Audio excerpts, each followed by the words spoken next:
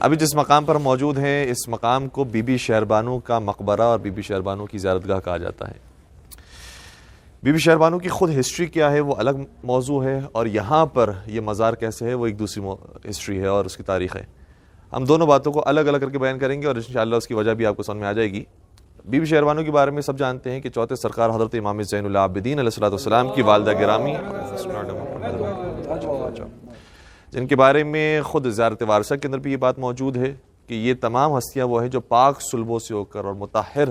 ارحام سے ہو کر ہم تک ہماری ولادت کا سبب بنتی ہیں۔ تو اس لیے یہ بی بی بہت پاک، بہت منزہ، بہت با کردار تھیں۔ اور بی بی شہر بانو کی خود ہسٹری یہ ہے کہ جب جنگ ہوئی تھی مسلمانوں کی ایرانیوں کے ساتھ، اور ایران اس وقت زرتشتیوں کا مذہب تھا،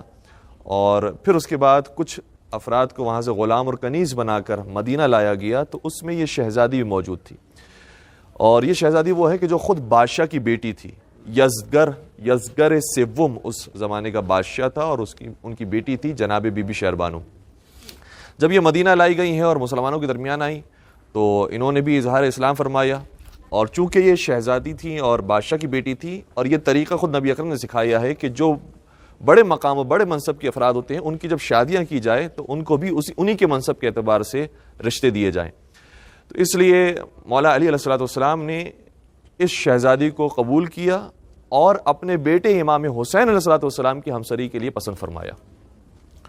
اور سرکار سید الشہداء کا نکاح جب بی بی شہر بانو سے ہوا تو ان کے توسط سے امام زین العابدین علیہ السلام تشریف لائے، اور روایات پھر یہ کہتی ہیں کہ جیسے ہی امام زین العابدین علیہ السلام کی اس دنیا میں تشریف آوری ہوئی، اسی کے کچھ ہی ایام کے بعد بی بی اس دنیا سے رخصت ہو گئی، اور بی بی کی انہی مراحل کے اندر وضع حمل اور ان مراحل کے اندر ہی بی بی اس دنیا سے رخصت ہو گئی اور ان کی شہادت ہو گئی اور اس دنیا سے چلے گئی۔ بہت سی روایات یہ بتاتی ہیں کہ ایک داعیہ نے ان کی پرورش کی ہے اور ان کو پروان چڑھایا مولا سید سجاد کو، لیکن ان کی حقیقی جو والدہ تھی ان کی شہادت اور ان کی وفات پہلے ہی ہو چکی تھی۔ پھر یہاں پر یہ جو واقعہ ہے اور یہ کیا داستان ہے کہ یہاں پر بی بی شہر بانو کا کیوں مزار بنایا گیا ہے؟ اصل جیسے میں نے واقعہ آپ کی بیان کیا کہ بی بی شہر بانو کی اصل جو مقبرہ ہے وہ خود مدینہ کے اندر موجود ہے،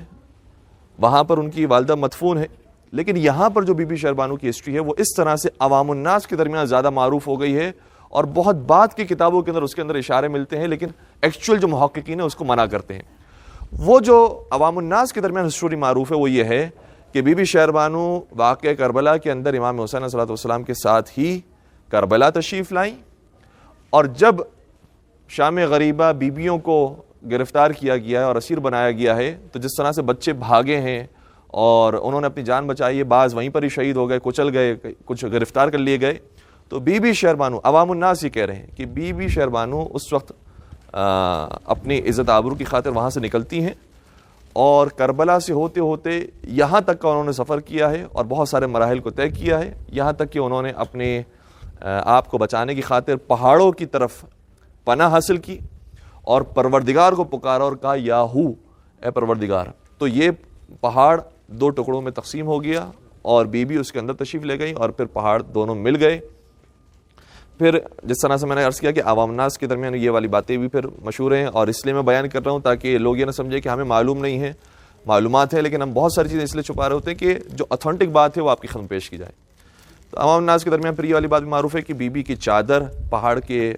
ملنے کے بعد باہر رہ گئی، پھر اس سے لوگ تبرک حاصل کیا کرتے تھے، اور اسی طریقے سے یہاں پر ان کا مقبرہ بن گیا ہے۔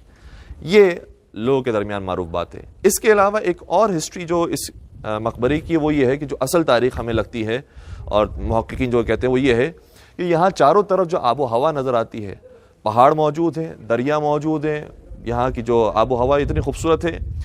کہ جس سے اندازہ یہ ہوتا ہے کہ جو زرتشتیوں کے یہاں کچھ اعتقادات تھے، ہو سکتا ہے کہ انہی کی کوئی مقدس خاتون یہاں پر مدفون ہو۔ اب یہ ایک احتمال ہے کہ ہو سکتا ہے کہ انہی کی کوئی مقدس خاتون ہو، چونکہ دو بہنیں تھیں، ایک کا نام ہے پارس بانو جو شہر یزد کے اندر مدفون ہے، اسی طرح کے پہاڑی علاقے کے اندر، اسی طرح کی خوبصورت جگہ کے اندر، جس سے اندازہ یہ ہوتا ہے کہ وہاں پر ایک بہن دفن ہے، اور یہاں پر ایک دوسری بہن جن کا نام ماہ بانو، شہر بانو یا اسی سے ملتا جلتا کوئی نام تھا جو یہاں پر مدفون ہے۔ اور اس لیے چونکہ مقدس جگہ تھی، لوگ آیا کرتے زیارت کرنے کے لیے، پھر اسلام آ گیا،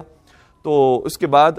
بات جو ہے وہ تبدیل ہوتے ہوتے اس طرح سے بن گئی کہ جیسے امام سجاد کی جو والدہ ہیں وہ یہاں پر مدفون ہے. اور ایک احتمال یہ ہے، ایک احتمال زرتشتیوں کے آپ کی خدمت بیان کر دیا، ایک عوام الناس کے بعد بیان کر دیا، ایک تیسرا احتمال یہ ہے کہ امام سجاد کے بعد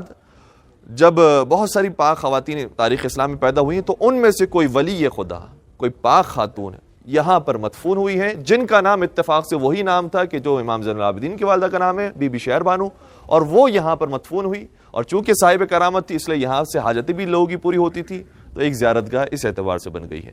تو ان سارے احتمالات کو ہم نے آپ کی خدمت بیان کر دیا. انشاءاللہ ہم اس امید کے ساتھ آئیں زیارت کرنے کے لیے، رجائے مطلوبیت کے ساتھ کہ اگر یہ وہی پاک بی بی ہیں تو انشاءاللہ پروردگار ہماری ذات کو قبول فرمائے. اگر وہ بی بی نہیں بھی ہیں تب بھی ہم انہی کے وسیلے سے دعا مانگتے ہیں کہ انشاءاللہ ہماری اس زیارت کو اور تمام زیارتوں کو پروردگار قبول و مقبول فرمائے.